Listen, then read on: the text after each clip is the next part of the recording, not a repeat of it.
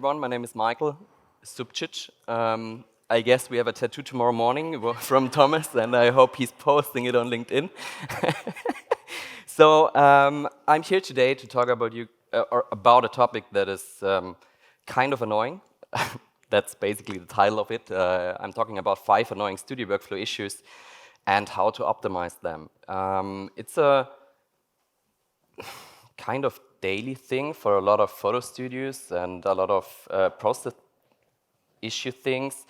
And I'm pretty sure a lot of you guys know lists like that, basically. No worries, I'm not here to show you some more of them, but I think you can relate to some topics that we have today.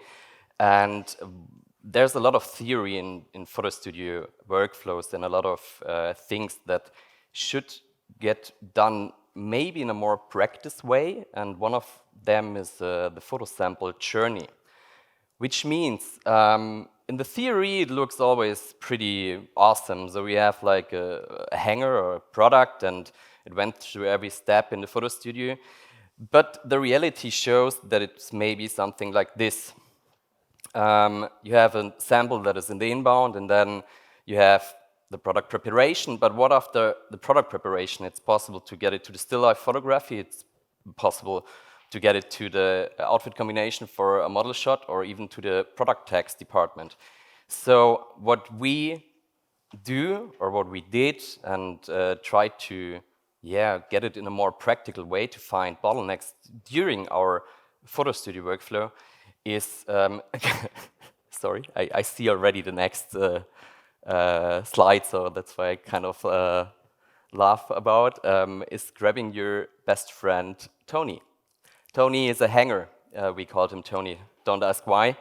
But grabbing a hanger and predict like it's a product that you want to go through your process is kind of an easy way to figure out bottlenecks during your photo studio. Not even within your process, but more on a like logistic way, and a way that you can figure out things like which part of the process should be before another one, even though it would not make sense in a theoretical way. So what we do is grabbing Tony and going through the whole process that we have in our studio. And with going through, I really mean going through. We take the hanger and then we go from step to step, just to see where can we be better, be faster, or changing the environment to be better in it. So we have like the product preparation step, we have the still life set, we have the color matching set, or we have the model set. Of course, there are a lot of more steps in between, but to be honest, I have no idea how I should take a photo of doing a product text of a hanger. So that's just to get a feeling for it. What we found out during this process was, for example, very, very interesting. We had our retouching office like on downstairs, which means you have to bring the whole products downstairs, which is kind of annoying and stupid and costs a lot of time. So we switched the departments and the offices, and now the product retouch and color matching place is nearby the sample management, so we can just roll it over and everything is like in a flow. What we then try to do is always being in the flow with the sample inbound, or I mean, basically sample inbound is sample outbound as well. We have the product shot and the color matching. It goes over to the product text. It goes over to the outfit styling or combination, to the model shot, and then to the sample outbound. This is just an idea of how you can do this. And for us, it was very interesting to see how can we do it in an easy way to track this whole thing. Of course, there are software solutions in the market you can track things with, but most of the time you need a quick view on it. You need to grab the piece you have, you want to take a look on it, and you want to see what is the production status right now without using your phone, your laptop, whatever, just to see it. And that's why we still work with these kind of hang tags that we,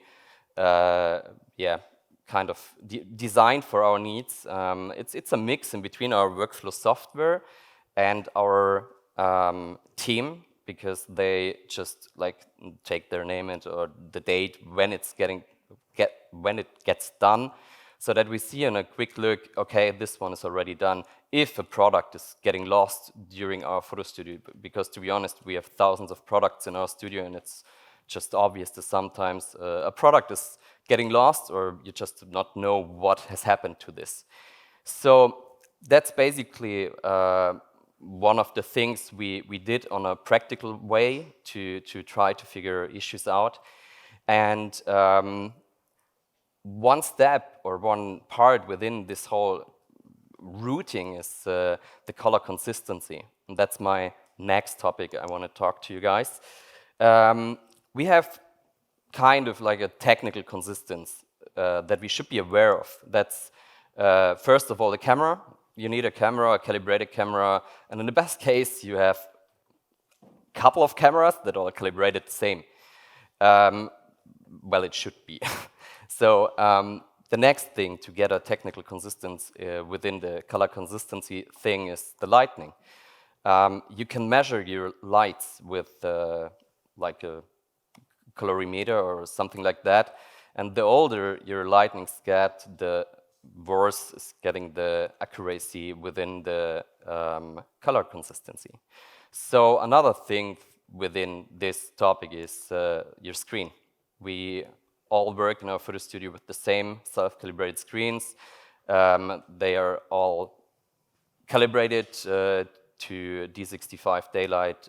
We work within this like calibration process in our whole photo studio, which means we even changed our ceiling lights.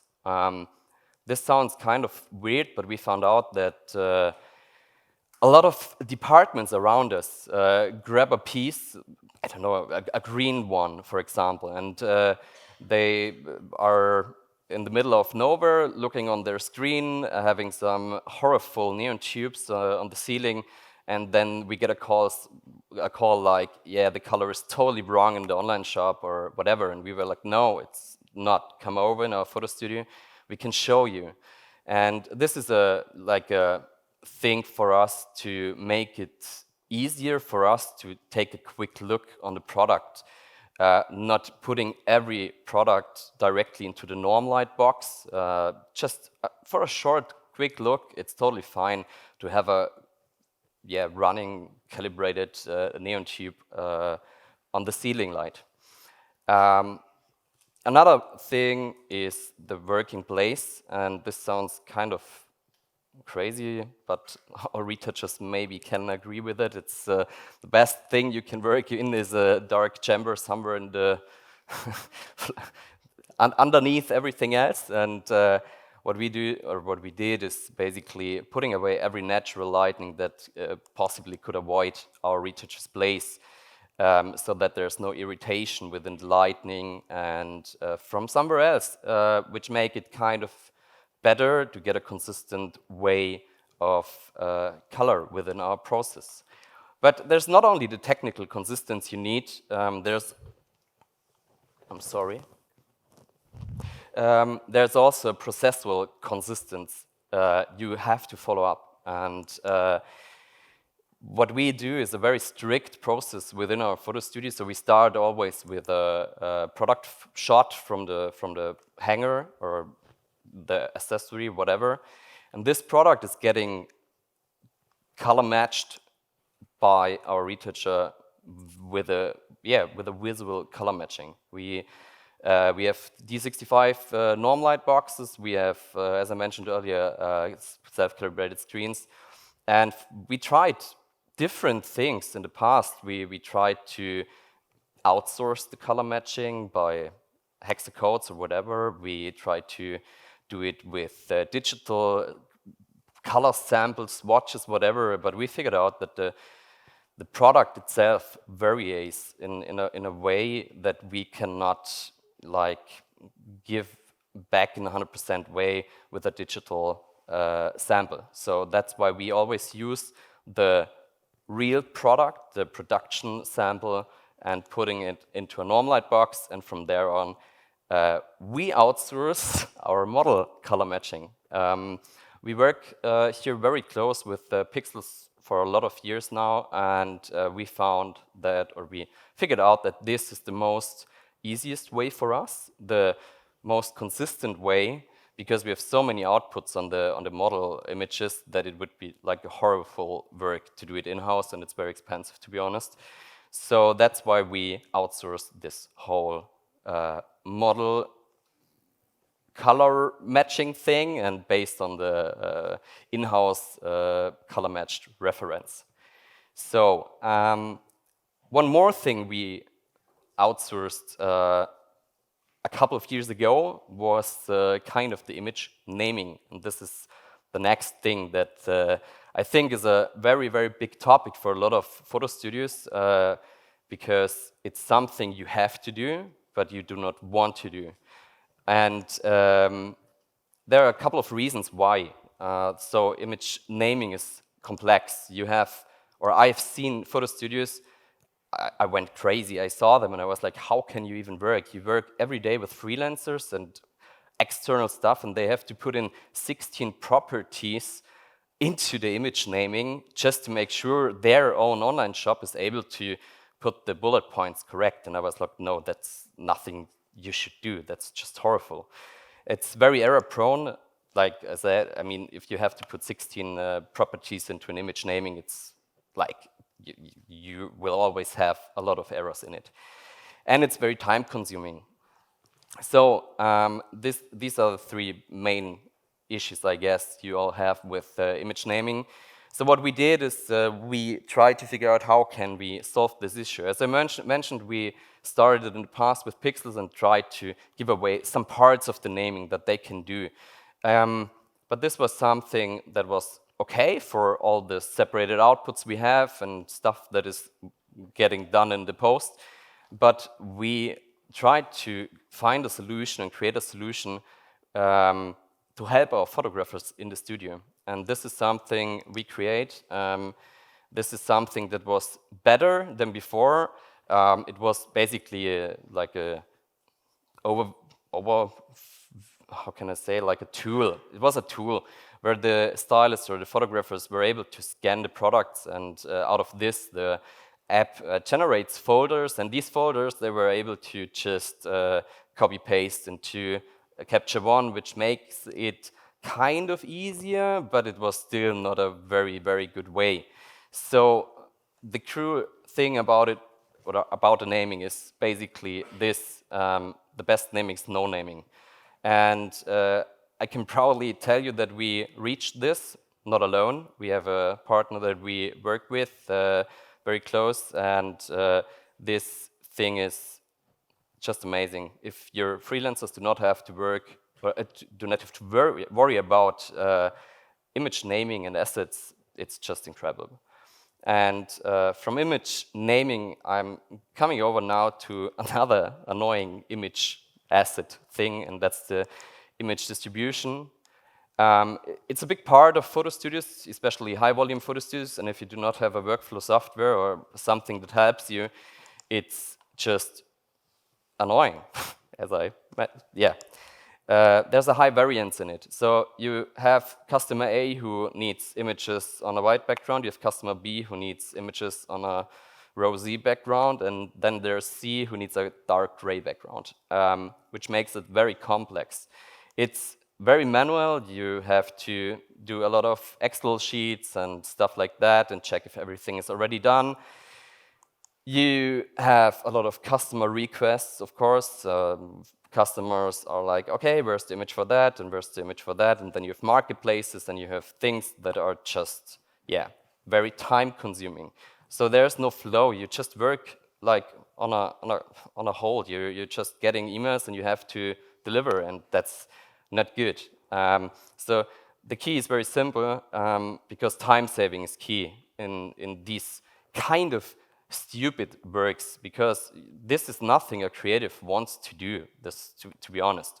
So for us, we found a very good solution to outsource this. I know outsourcing here, outsourcing there, but there are things that are just okay with it to get outsourced, because you're just blocking your very expensive time of your employees that are so much better than just doing image naming or image delivery to somewhere. So what we did, we found a partner that is doing a lot of things for us within a platform where our customers can just log in and download all the images they need. There are fixed packages. So what we from our internal side tried to change or tried to optimize was like a standardized set of images. So we do not have like 20 images now for one article. We do have 5 images, and these 5 images, are, I would say, practically fitting 95% to all needs of marketplaces and customers, which is okay. And this is something we can live with. So that's something we can save up to 60–70%. If you have a workflow software, I'm pretty sure you can save up to 95% or even more. I think you cannot do it in a 100% way, but because there are always requests from somewhere in the world, and this is something one time, and then you do not have to build a solution that is in a automated or like in a way it has to be every week. So I come over to my last point of this thing, and now it's again go away from the theoretical side. It's going over to a technical side. A good friend of mine I talked to regarding this presentation, and she was like, "Oh, don't forget the equipment. This is so kind of I don't know, cheap to say, hey, the equipment in a photo studio." But it's so annoying for a lot of people if it's not in a organized and prepared in a good way. So the reality check is very simple. If you're a freelancer, you like switch your photo studios day by day. You work there, you work there. Everyone has different gear. Everyone has a different sorting and logic. And so what is the reality? The reality is you have broken cables in the best case, because you also can have no cable. You could have low batteries. You can have broken receivers. But you can also have dirty lenses, sensors, whatever. So this is everything in a photo studio. You need the gear to work properly, and I mean, to be honest, freelancers are not that cheap, so this is something you can like prepare better to make life easier for the people who have to work with. So for us, preparation is key. What we did is, or what we do, we grab some pili cases, we build up like fixed sets.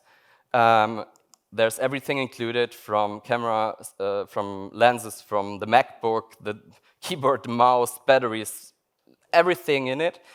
And then there's a list, and if something is missing or something is getting broke, we have a lot of replacement in our office. So they can just come to us and we replace it, and everything is fully sorted. I think that's kind of an easy way to change, to make life easier for a lot of people within the studio. And yeah, that's it from my side now. Thank you very much. And I'm so excited for the tattoo tomorrow.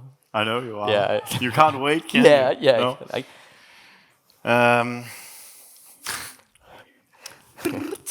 Good. We have some questions for you, Michael. And I saw them popping in down in Alexandra's computer, so there's a lot of those. Should we take them from the top? Yeah, sure. Good. I love the work you put into technical consistency and usually reserved for print work.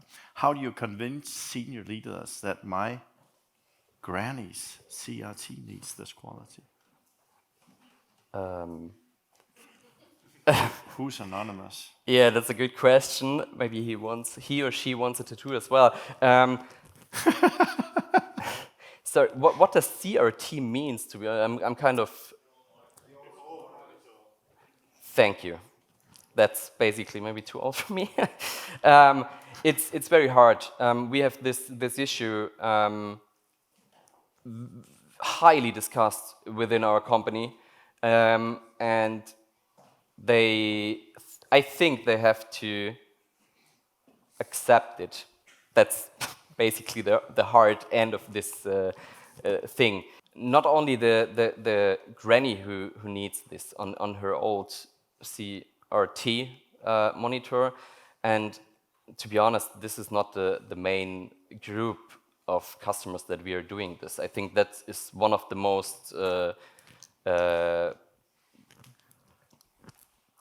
biggest part behind this, because your average customer is not that old. So to be honest, I did not know this CRT, and I'm pretty sure that a lot of grannies do not as well. We just want to get the highest quality that we can get out of the process we are in. And of course, there's like, how can I say? You cannot control the end user interface that the person is looking on. Is it a MacBook? Is it an old laptop? Or is it a phone? Every phone is looking different. So for us, it was very important to get the color consistency correct within our progress, I would say, or process, so that we can say we did probably the most best out of it, or get the best out of it. You do not have the chance of kind of getting it done in a way that you can watch a correct color on every interface in the world. And this is something, I guess, of course, sRGB helps a lot, but this is something you cannot get in a good way. For now, I guess. Maybe in the future with AI or something, who knows? Let's see. Good. And then another thing you mentioned is, and I understand this question, about elaborate a bit on the best file name being no file name. Because file names is typically something we spend quite a bit of time on getting right, et cetera, et cetera. So elaborate, of course, you need a file name, but you do not need a file name getting done from a photographer. That's just a thing you should getting done within a software solution or something that helps you get this done. It's just annoying to sit down and name every image by yourself. And so what I mean with this is you have so much time loss within the within the file naming. On the set, and it's very error prone. So what is the easiest way to get it done? It's getting done from a computer or a software that is doing it, and the freelancers and the staff from your Photostudio can like focus more on their technical side, more on their creative side, and just erase naming out of your Photostudio.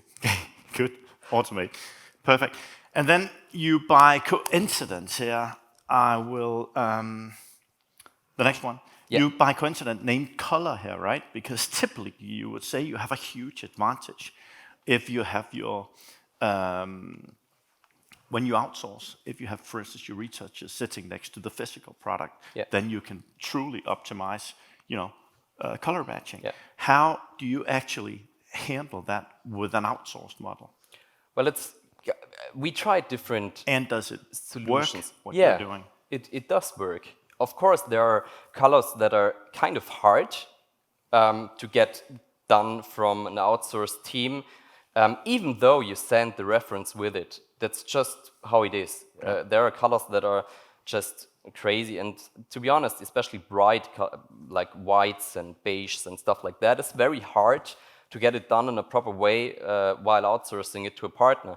But what we saw is that they improved very, very much, and they went better and grown better in this topic year by year. So we do this for, I would say, 6.5 years now, and if I compare it from beginning to now, it's just crazy. I mean, we send the reference with it, so the retouchers from your side, they always have the color reference image with the product so that it can match it. And it's very rare that the color is not matching in a proper way. That's how it is. You've managed to handle it with a very few rejection rates. That's what. Yeah, exactly. I think it's in a 0.0 something percentage rate. It's very low. Very low. Yeah. Okay, I think most could live with that. Then another thing is that we've talked about also in other sessions. That's about time to online, the turnaround time. How many articles run through your studio each day, and how do you manage time to online? And maybe we should connect that to the one down below. How big is your team, right? Yeah. So overall, our team is, I would say, like 15 people in our photo studio plus freelancers. So a regular day, I would say, is about 17 to 20 people. We run, I would say, from the hanger side, it depends on the peak season, of course. So I would say we have between 100 and 400 hangers a day. And from the model side, we have a very low KPI to get the quality done. But this is something that is because of our time to go online. We have a lot of time. This is a very luxury situation that we are in, and I know that, of course. So most of the studios receive their samples and they have to get done within a couple of hours to get it online as fast as possible. We have a couple of weeks to get them done, which means we are not in that kind of stressful situation. And from the model side, I would say between 30 to 70. It depends if we have like 1 or 2 sets a day. But it's a very small amount of model images that we produce on a daily basis to keep quality high and let the creatives getting done their work properly. Good, cool.